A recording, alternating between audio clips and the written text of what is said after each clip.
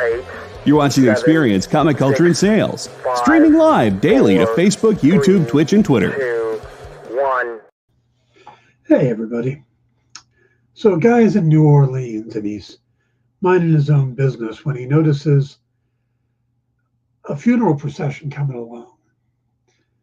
They're carrying the casket, and it's moving along, and he stops, and he's paying, reverence and stuff. And then he notices there's a second coffin in the procession. Well, this catches his eye because normally there aren't two in the same funeral procession. And then right after the second coffin, there's a guy walking a dog. And it's a good-sized dog. And then after that, there's like 100 guys following them.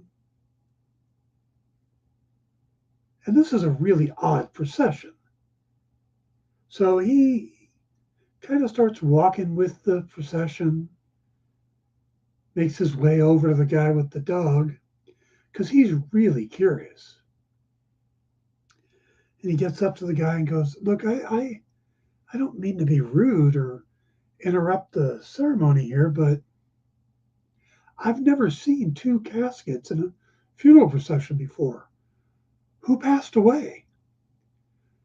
And the man just continues looking forward, but says, "Well, the first casket is my wife, and the second casket is my mother-in-law." The guy's like, "Wow. Look, again, I'm sorry to pry, but I really gotta know, how'd they die?" Again, doesn't even look at the guy, just keeps walking. "My dog killed them, both of them." He's just stunned by that. And he's so stunned, he just keeps walking with the guy. And then after a couple minutes, he reaches into his back pocket, pulls out his wallet, and says, "I don't mean to be insensitive, but is there any way I could rent your dog for a little bit?" The guy says, "Yeah, sure. Just get in line with the rest of them." Stay tuned for the Dan Wickline Show.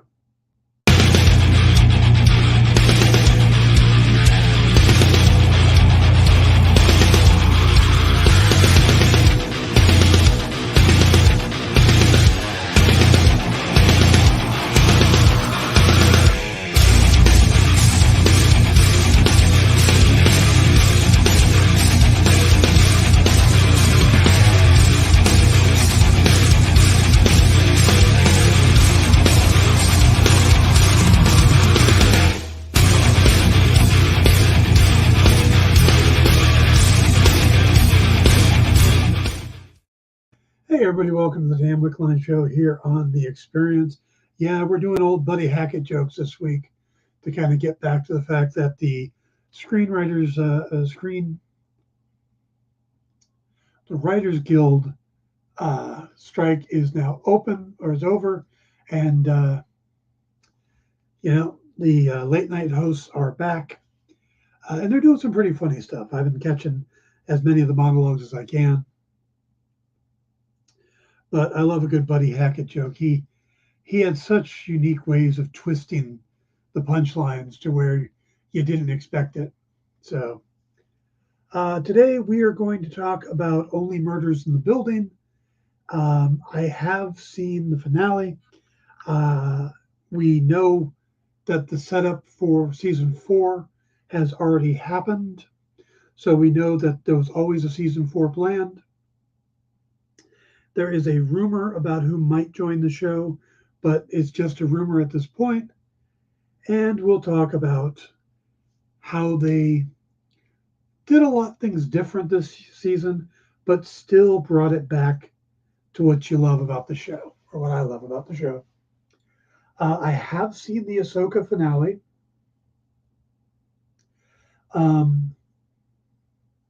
My overall feelings on it is about the same as I have had with the series, which is I don't have anything against the series. I don't have anything I don't like about the series, but I'm not loving it as much as a lot of people are. I'm seeing people ask, "Oh, which is better, Andor or Ahsoka?" Or "Which is better, Mandalorian or Ahsoka?" And I like both Andor and Mandalorian better than Ahsoka, but I know that there are a lot of people who love Ahsoka. A lot of people who absolutely love what they did. So, but we will talk about that tomorrow. That'll be our topic for Thursday. We've got some news to cover. And then, like I said, we're going to talk about Only Murders in the Building. And we'll go from there. So, all right, let's get to the news. Now, don't have a lot of news like we did yesterday. Yesterday we had quite a bit because we were catching up. But we've got 1, 2, 3, 4. Yeah, we only got about 4 news stories to cover. So it's going to be an interesting day. All right, let's start with The Marvels. Now, that film, of course, is coming out November 10th. It's the next big Marvel movie coming out, as opposed to Marvel's next series, Loki, which comes out on Thursday. Marvel's November 10th, directed by Nia DaCosta, and she confirmed in the official production brief, that's a write-up they send out that gives some information about the shows and stuff, and has quotes from the people who work on it, stuff like that. And without having the actors to go out and promote these things, this is some of the best stuff we're going to get. Now, the brief for the movie said that they will be returning to the Kree homeworld of Hala that had been featured in 2019's Captain Marvel. And DaCosta teased that some of the terrains on the different planets, like Tarnax and Aladna, and how she wanted them to be different. She said, "A big thing with the production design was I wanted that each planet to feel distinct. I wanted to make sure that there was no overlap of the designs. So when we're on Tarnax, the buildings are shaped with a beautiful flow to them. All of the plates were done in Iceland for Tarnax, so it has a very specific terrain, like the mossy rocks and the gray sky. When we got to the planet Aladna, I wanted it to be sun and color and bright and warm and happy feelings like Positano. Then when we're on Hala, well, I said that with a lot of phlegm. In the past and in the present, I wanted to show a technological city. I just really wanted to make sure that each place has a distinct feel, like going to another country. That was really important to me in terms of the design and also in terms of color." Now, DaCosta also mentioned in the brief a brief description of what the villain for Captain Marvel 2 is going to be, and it's kind of interchangeable at this point.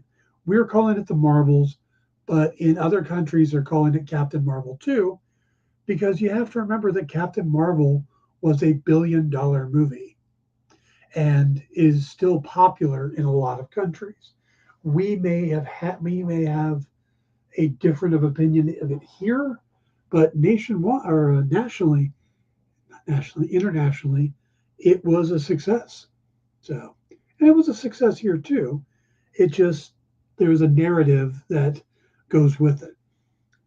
But in the brief, DaCosta said, Kree leader Dar Ben, played by Zoe Ashton, is a warrior scientist turned politician who is hell-bent on saving the Kree home planet of Hala and exalting her people to their rightful place in the universe.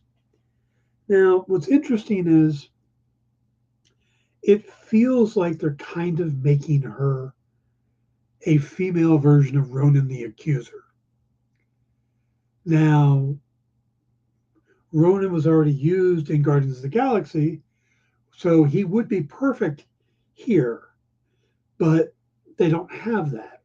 So they're taking the character of Dar Ben, who was also male in the comics, and they're making it kind of a female version of Ronan the Accuser. Now, I'm curious to see how that's going to work out. I don't think there's a lot. I mean, I've looked through the Kree recently, and it's not easy finding Kree villains that make a lot of sense. So I'm good with them doing this. We'll just have to see how it works out. Barbarian Kung Fu, by the way, great name, says, I liked it just fine. So did I. I actually enjoyed a lot of the Captain Marvel movie. Um, I was a little disappointed in Marvel because I'm old enough that I grew up with Marvel as Captain Marvel, and I wanted to see more of that character when they were going to use the character. So that was a little disappointing to me. But the rest of the movie I thought was fine. I like Brie Larson. I look forward to seeing what she does. And yeah, I have no problems with Brie Larson, her acting, or how the character was portrayed. So, all right, let's move on here. We have some news from Scott Derrickson. If you don't remember the name, Scott was the director of the first Doctor Strange movie, and he was brought in to direct Multiverse of Madness originally, and then he left due to creative differences, which is the Hollywood line that they use no matter what the reason is, why they move on from a director. But it seems in this case, it really was creative differences. And we've been hearing that a lot. Well, Derrickson, in a recent interview, actually came out and said just that. He was on the Discourse podcast and was talking about why he ultimately backed out of Doctor Strange in the Multiverse of Madness. He says, all I can say is that what we said publicly is exactly the truth. We had real creative differences. You know, the movie I wanted to make and how I wanted to make it was different. It was increasingly obvious that we were pulling against each other. And that's how you make a really bad movie, I think. When the producer or the studio and the filmmakers are making different movies, you end up with a monstrosity. And, that's why I had to bounce. Now, he called his version of the MCU sequel to be an extreme departure from the first film, and that it would be a genuine horror film of sorts. Now, despite leaving the project, Derrickson said he remains friends with Marvel Studios and Marvel's president, Kevin Feige, saying, yeah, I went to the premiere. I'm still friends with Kevin, and everything with me and Marvel is really cool. They invited me to the premiere, and I went. And I'm friends with Sam Raimi. I love Sam. So there's no bad blood over that. So that's nice to hear. I mean, because so often that term creative differences is just kind of a catch-all. So they don't have to come out and say, oh, we hated what he was doing, or he wouldn't listen, or, just it's kind of a safe way of telling the press that somebody's gone.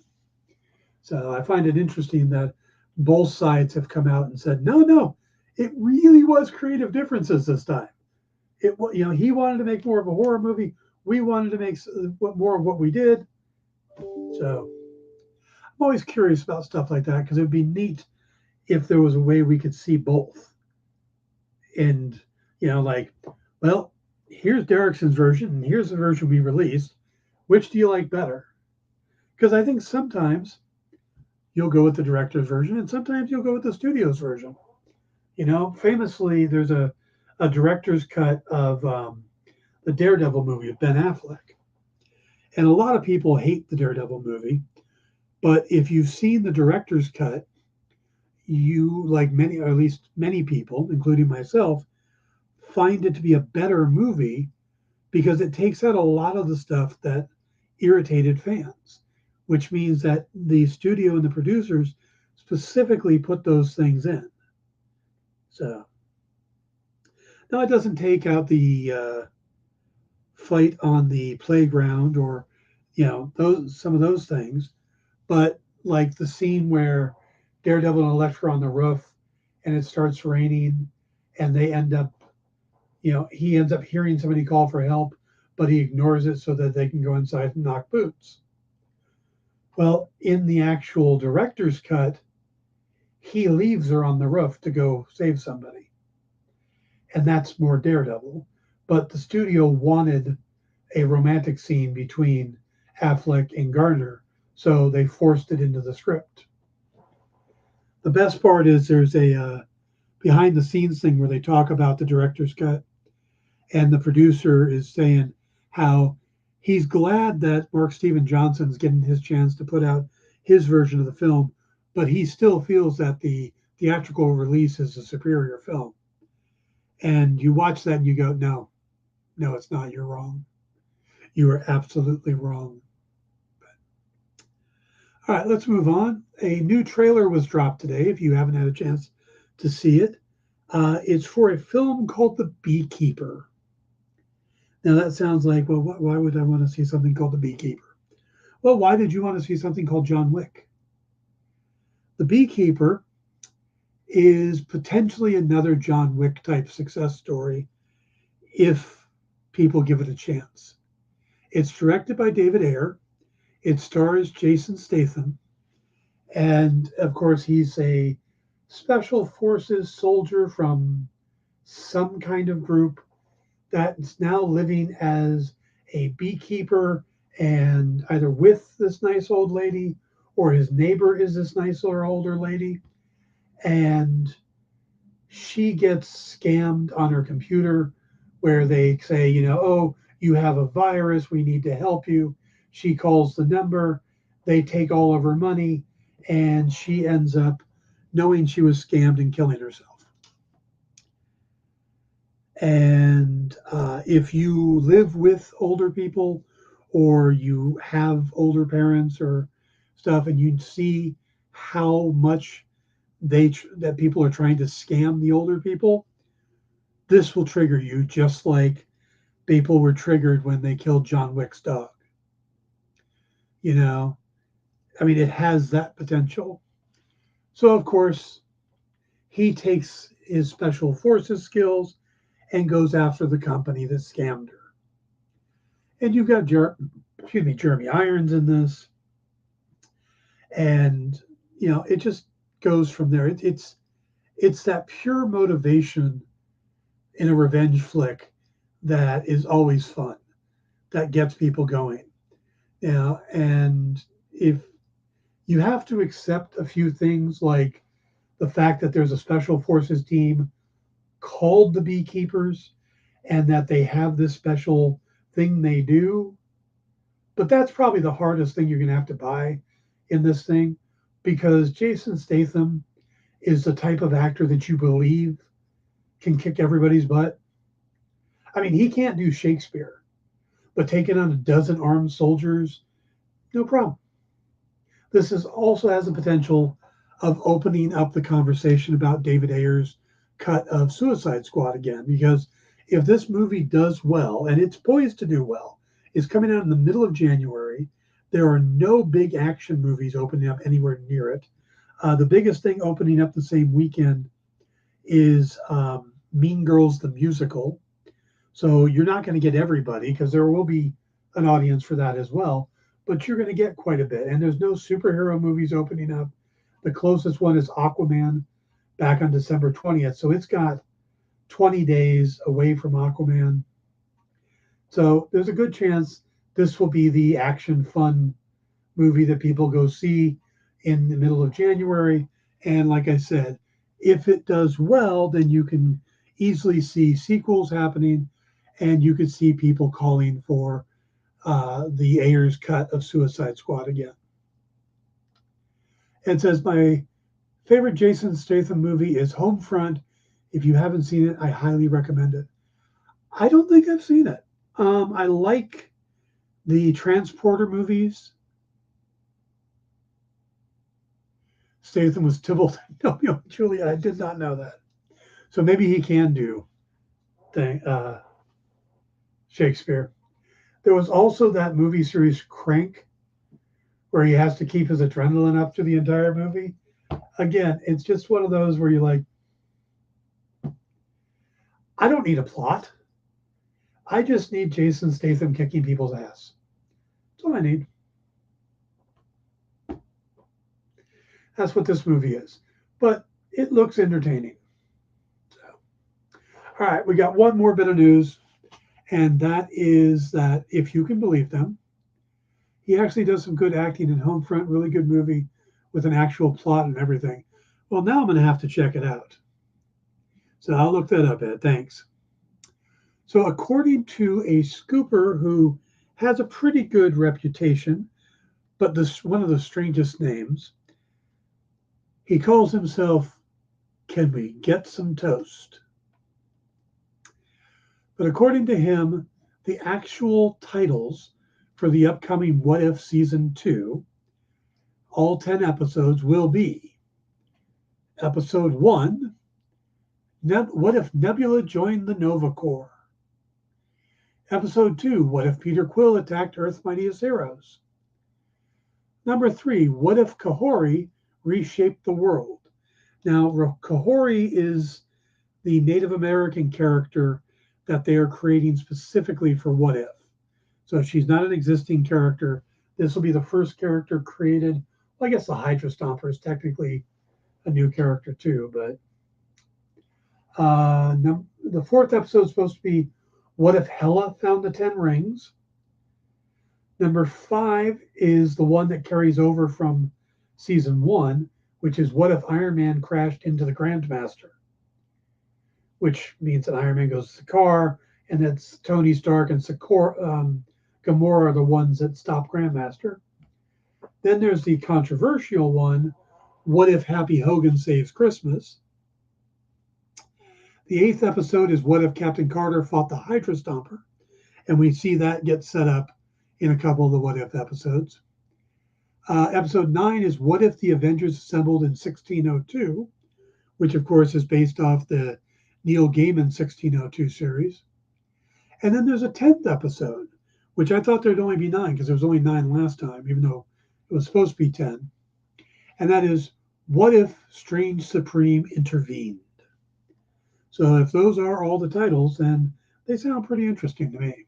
So, all right, guys, let's take a break. And when we come back, we will talk about Only Murders in the Building. Be right back. Did you know that every Experience show, including some exclusive content, streams on Twitch? Check it out, twitch.tv/the_EXP. Or just scan that QR code. Comic Collectibles is a pretty straightforward show. You got Rex here, he sells the comics, and you got Rockin' Robbie, he knows about the comics. And finally, John, well, no one really knows what John does. I mean, don't get me wrong, he's a great guy, but he just keeps showing up.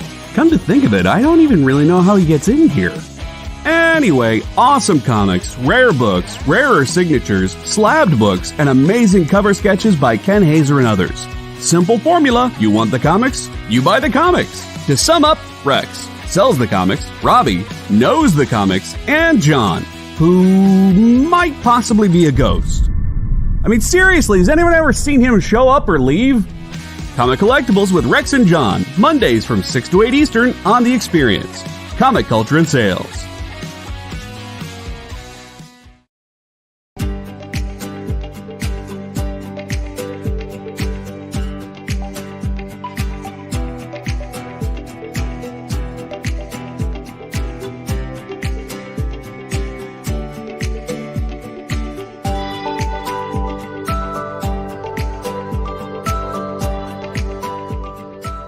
There's something for every imagination at your local comic shop. Visit comicshoplocator.com to find a store near you. According to a statistic that I just made up, people spend 4 hours a day changing the television channel. People who watch The Experience don't do that. Save yourself a ton of time by tuning into The Experience and enjoying our new original programming 7 days a week. And then tell your friends. Think about the money they could save on batteries in the remote alone. just by tuning into the experience. Find out more by scanning the QR code below.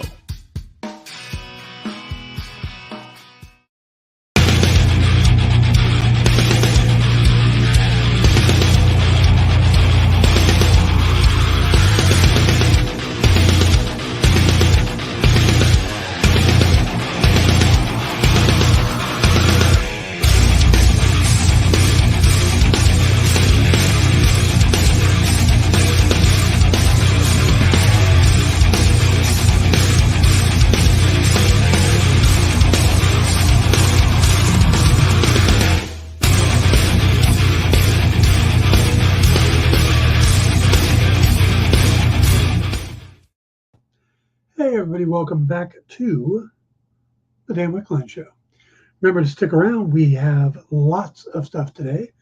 We have comic collectibles with Rex and John, and I've seen some of the books they have. If you're a fan of Walt Simonson or Ron Friend's era of Thor, they've got a bunch of that. They've got some pretty unique covered books. They've got some grab bags.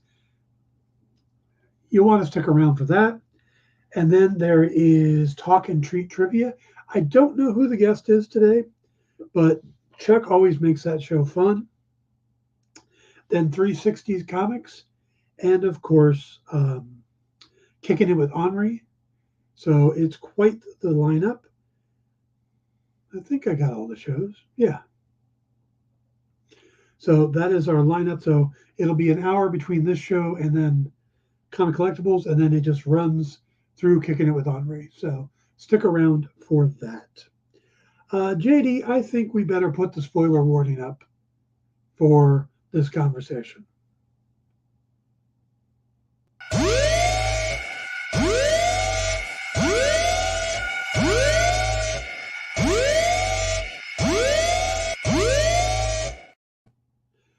All right, so the third the finale for the third season aired Monday night, and it was quite interesting. But if you're not familiar, let me give you a quick refresher. If you're not familiar with the show, Only Murders in the Building is a comedy murder mystery created by Steve Martin, and I cannot remember the co-creator's name, but I probably have it right here. John Hoffman. They created this series about these people that live in a apartment building called the Arconia. Now, the Arconia is this very old building, and all of the people who live in the building are a bit eccentric. And the show revolves around three main people. There is Charles Hayden Savage, played by Steve Martin, a former 70s and 80s police detective actor in a police detective show called Brazos, who is living there now. It's like the thing he bought with his money. He lives alone. He has no family. I mean, it's sad. Also in the building is Oliver Putnam, who was a Broadway director and a musical director who has come on to hard times because his last musical, which had a giant pool in it and mermaids diving in the pool, there was an accident. The pool got drained and all the mermaids plunged to their death in the middle of opening night. And the third person is, and he's played by Martin Short. The third person is Mabel, and Mabel is played by Selena Gomez, and she is somebody who's living in her aunt's apartment and is trying to figure out her life. And these three are all fans of true crime podcasts. And when somebody is murdered in the Arconia, the three of them come together to create a true crime podcast and solve the mystery. That's the premise for the show. The title comes from a throwaway line when they're talking about what to name their podcast, they name it Only Murders in the Building. And that's because they've decided that they would only investigate murders that happen in the Arconia. Now, this is pretty fascinating because season 1, they go through the whole thing, they solve the mystery, there's a lot of twists and turns, and the show has this tendency to have each episode narrated by the chief suspect at the time. So where normally you have a detective show and the detective has its suspects and then slowly he eliminates the suspects. This one tends to end each episode giving you a new suspect and then focus on the suspect the following episode and then clearing that suspect by the end of it. So it's pretty interesting. And they did this in the first season very well, to the point where one of the suspects was deaf and only communicated through sign language. And they did an entire episode without sound. They did it from his point of view. So, it was very well done. And at the end of season 1, everything gets wrapped up nice and neat. You think everything's great. And then there's another murder. And it's somebody who we've seen all through season 1. Well, now we've got a dead body in the Arconia. So there's going to be a season 2. And of course, they announced there's going to be a season 2. So you're like, great. And you go through season 2, and they do the same thing. And the person that gets killed gets to come back because we see a lot of flashbacks with them, stuff like that. And we get that murder all figured out.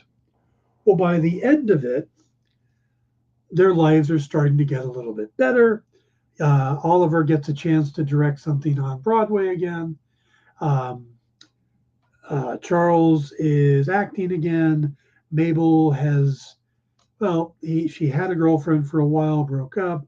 So it's kind of an interesting place where they leave it. But season 2 ends with opening night of this new play that Oliver is directing and Charles is in. And we meet the star of the play, and it's Paul Rudd. And Paul Rudd comes out and walks up on stage and dies. And that's how season 2 ends. So it's like, well, we've got a body, but he's not in the building. He's in the theater. He's not in the Arconia. So that's what you go into season 3 with. Like, okay, well, already they're changing things. Oliver has the stage production. Charles is in it. Mabel, we find out Mabel, aunt has sold her apartment. So Mabel is having to leave. And everybody's being pulled in different directions. And then we've got the fact that the body isn't in the Arconia.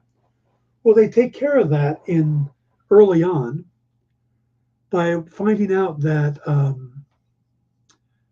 Paul Rudd's character, Ben Glenroy, was poisoned with rat poison, but not enough to kill him.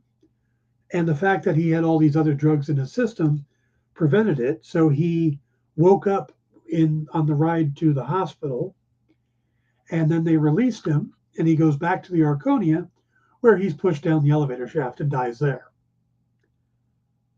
So yeah, he dies in the building so they can do this podcast. But this is, like I said, very different because they're having this, like I said, everybody's being pulled in different directions.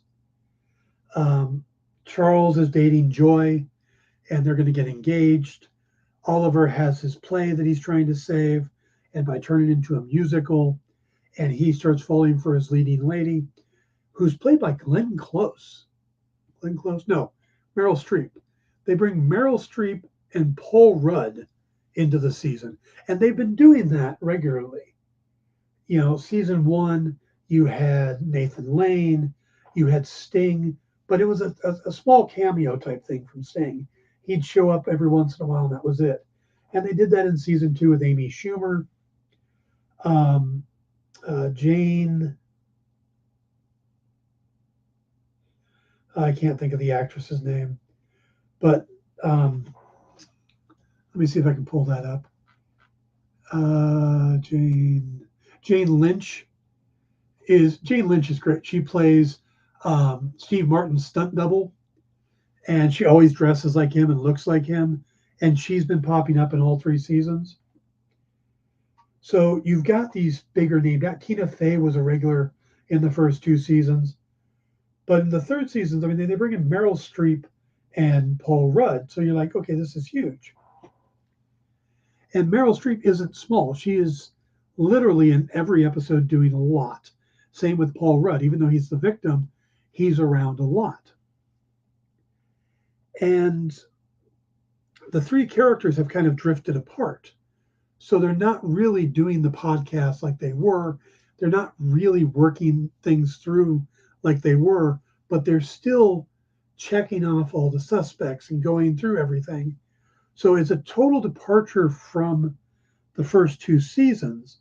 But by the time we get to the end, they've brought it all back around, and we see these characters' growth through the seasons and how they're better at what they do and can actually, use what they know how to do to help solve the crime. It's fascinating. And then we get to the ending. And of course, this always has twists and turns, and it's funny because it is one of those that they give you enough to solve it, but they give it to you slowly. So by the time it's revealed, you feel, yep, that makes perfect sense. But they don't give it to you ahead enough that you could solve it early. If that makes any sense. Because sometimes good murder mysteries like Agatha Christie, they give you the answers right up front. And then you have to pay attention to get rid of everything else to get to it. Well, they go through all the characters and stuff like that, and they get to the twist ending, and normally they settle on a bad guy, and if it's only halfway through the last episode, they don't have the right person yet. And there's usually some grandiose thing to get the person to confess, and it never goes well. So, they really twisted it on these quite a bit. So when they actually reveal who the killer is, it makes sense, and you're like, okay, I get this. I see where they went here. I see why it's plausible. And, you get to the end and you're thinking, okay, everybody's happy. We're good. We're done. Because how many people could die in one building within a couple years of murder? I mean, sure, you get a big apartment building filled with a bunch of elderly people, you're going to get some deaths. It's just attrition. It just happens. But murders, those are a little more rare. So to have 3 so close together is pretty crazy. Well, we found out just before, yesterday morning, as they released the final episode, that there was going to be a 4th season of Only Murders in the Building. Well, they knew it was coming because the season, of course, ends with a murder. And it's a murder of somebody we knew, somebody we like this time, and it's definitely in the Arconia. And that's the part that got me, because season 1, we didn't know the guy. We had to learn who the victim was. Season 2, we had spent time learning who the victim was in season 1, but she wasn't likable. It was Bunny. And Bunny got everybody still angry about it. What are you angry about, JD? Who died or who the killer was? Yeah. I'll say who it was in a minute, but I'll give you guys a heads up before I say it. So season 2, of course, was Bunny's death, but we spent all of season 1 not liking Bunny, and then we spent season 2 learning we kind of liked Bunny. Bunny was all right. And then season 3, we got somebody we'd never seen before, but we knew him as an actor, Paul Rudd, but we didn't know who Ben Glenroy was until suddenly walk out and he was dead. Season 4, and this is where I'm going to say it, so it's Jane Lynch's character of Zaz. She goes up to Charles's apartment to get a bottle of wine and is shot through the window. Now, like I said, she always dresses like Charles, so it could have been somebody trying to kill Steve Martin's character. But she also walked in and said that she needed to talk to Charles alone, and they didn't get a chance. So maybe she was the intended victim. And we see she's taking blood off her chest and is starting to write something on the floor when the episode ends. So yeah, we've already got a mystery for season 4. They're going to open the writer's room soon, get everybody back in there, get started on the show. But yeah, that's a pretty interesting way to end the series. And they've kind of brought the characters back together. The love interests are all gone, or they're heading off to California. So we're going to have Charles and Oliver and Mabel all back together again, it seems. But I'm not sure where Mabel's going to be living. But yeah, so it's kind of interesting. Some of the things I really loved about this season is they did eventually bring everybody back. They brought the detective from the first 2 seasons back, even though it was later in the series. They brought Matthew Broderick in for an episode and then back again. He played Matthew Broderick. It was very strange and very fun just to have Matthew Broderick in there as Matthew Broderick. So not Ferris Bueller, you know? JD says, my theory is season 4 will be an LA season. The mystery will take them there. That is absolutely possible. And they could do that because the murder takes place in the building. But if the leads take them to LA, then they go to LA. So yeah, they could totally do that and shake things up. So yeah, that is totally plausible. Now, there has been some talk about who might show up in season 4. Now, they didn't give us any new actors like they did going into season 3. They didn't give us Paul Rudd. But these rumors are coming from outside. They're not, things coming from scoopers inside. One of them is that Chevy Chase has said that he would gladly join the show if asked. And you got to remember that Chevy Chase starred with Martin Short and Steve Martin in The Three Amigos. So it would be a lot of fun if he made a cameo or appeared in the show for an episode even, if not as a regular. That would be very cool. And maybe that's why they're going to do the season in LA if they do, so that Chevy Chase can be part of it. A second name that pops up, and it's only because his name got brought up a couple times.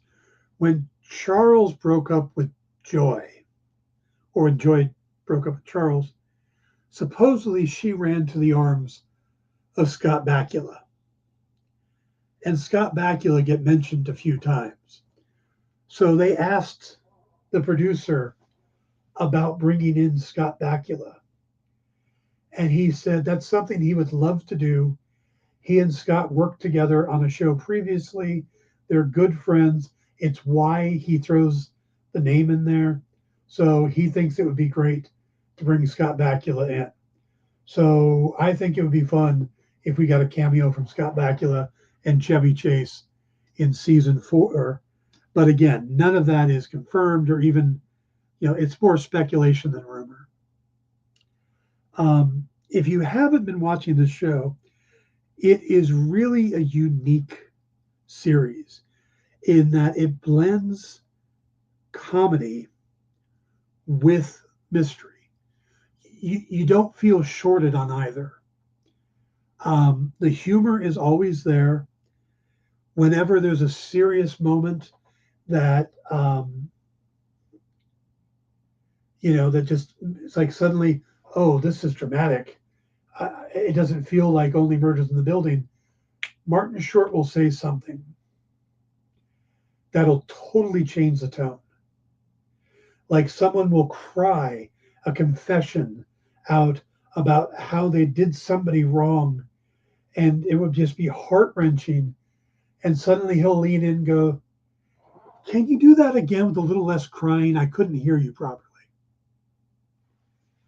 And that's the type of thing that it does, is it balances humor and the mystery genre in a way I've never seen before. And I wouldn't have said was possible. But when you have talent like Steve Martin and Martin Short and Selena Gomez, it is surprising how well she can play with those two. And the cast around them is all great, and they've all been building up a little bit more and a little bit more in each episode. So it's, even throwaway characters that you think aren't going to be that important become more and more important as the seasons go. So it's been a lot of fun. I'm already looking forward to season 4. I'm probably going to end up rewatching all of season 3 this weekend because Lisa's coming down to hang out and she hasn't seen it. So we'll probably watch it. So, and again, I love watching mysteries a second time, especially with somebody else, because then I'm noticing things different than on the first time. And something like this is very different from something like Murder on the Orient Express. Murder on the Orient Express, you're watching it as a mystery. You're watching it for the clues, for the things in the background, for the little looks, the little notes. With this, the humor can take you away from watching it like a mystery. So you go back and you go, oh my God, they gave us that clue right there and we missed it. Well, we missed it because they were being damn funny, And I'm not a sitcom person, so the fact that this pulls off sitcom without it feeling uncomfortable, and it does it with the murder mystery stuff, is pretty remarkable. So, all right, we're going to take a quick break, and when we come back, we'll wrap up the show, and we'll be right back. Join the party. Head over to our link tree to find all the links for everywhere the experience is all the time.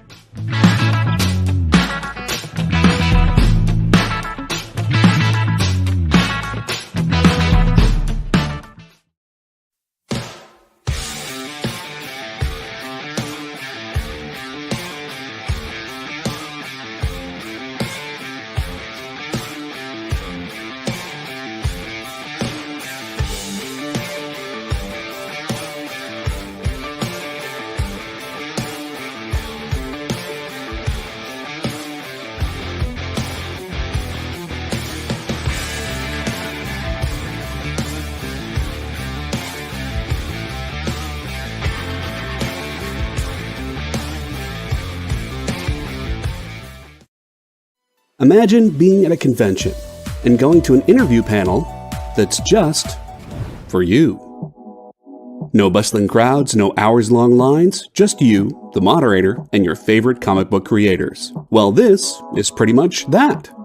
Miss Jen sits down every week with 2 comic book creators for a live stream interview about their latest work, and you can ask them whatever you want. It's Talking Shop, Mondays at 5 Eastern on The Experience, Comic Culture and Sales.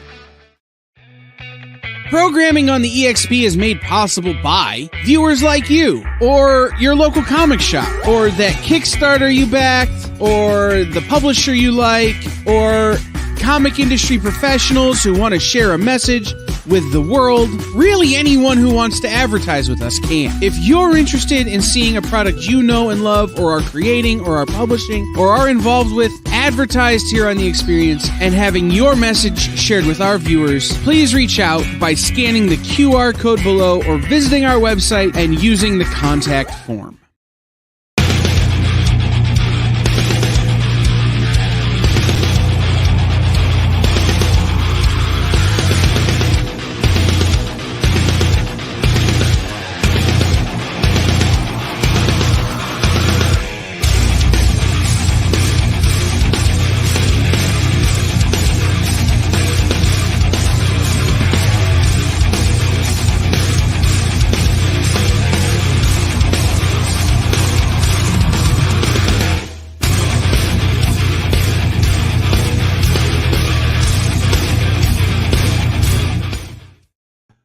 Welcome back.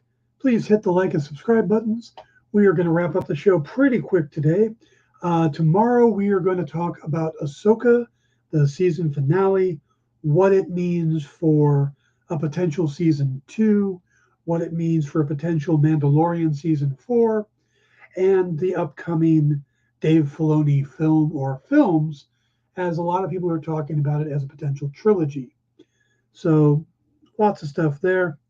Also, tomorrow is the return of Loki. Loki Season 2 will debut tomorrow night, 9 p.m. Eastern, 6 p.m. Pacific.